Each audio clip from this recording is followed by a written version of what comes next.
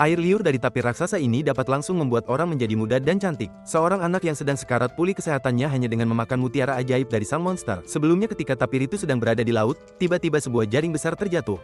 Tapir besar itu ditangkap oleh para nelayan di laut. Para prajurit serta penduduk di pesisir pantai bersiap untuk membakarnya. Tetapi monster tapir itu menggunakan kukunya untuk membuat luka pada kulitnya yang tebal dan kemudian mutiara-mutiara bermunculan satu demi satu.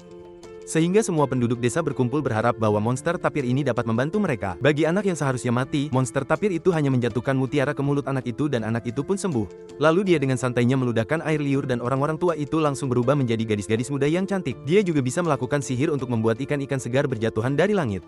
Mereka tidak hanya membangun kuil untuknya, tetapi juga memberikan persembahan untuk monster tapir itu. Monster tapir yang jelek itu sebenarnya telah menjadi dewa yang dipuja di kuil tersebut. Selama manusia memberinya makanan dan berdoa di depannya, maka kulitnya akan tergores dan banyak mutiara akan berjatuhan dari tubuhnya. Walaupun pembagiannya di bawah kendali sang camat, rakyat dapat memperoleh kekayaan secara adil. Tetapi sifat serakah manusia belum hilang. Dihadapkan dengan kekayaan yang melimpah, seorang nelayan akhirnya gelap mata oleh mutiara tersebut. Dia menerobos kerumunan di depannya dan mengeluarkan belati yang telah dia siapkan. Dia bergegas menuju monster tapir dan seseorang berteriak agar dia berhenti. Belati pria itu menusuk kulit monster tapir dan membuat luka besar. Mutiara yang tak terhitung jumlahnya menyembur keluar dari tubuh sang tapir. Monster tapir yang merasa kesakitan melemparkan pria itu. Para perwira dan prajurit segera melangkah maju untuk menghentikannya.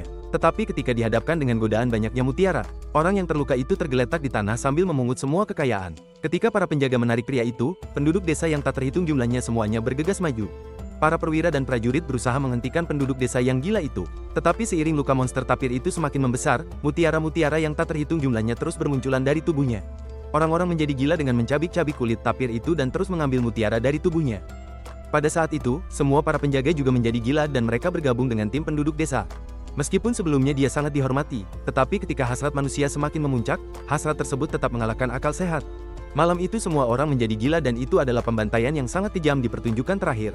Tetapi setelah waktu yang lama terlihat tidak ada seorang pun yang tinggal di desa itu lagi. Kuil yang tadinya ramai menjadi sepi dan hanya tubuh monster tapir itu yang tertinggal di tepian pantai. Hingga akhirnya seseorang datang yang ternyata monster tapir itu masih hidup dengan hanya kerangka yang tersisa.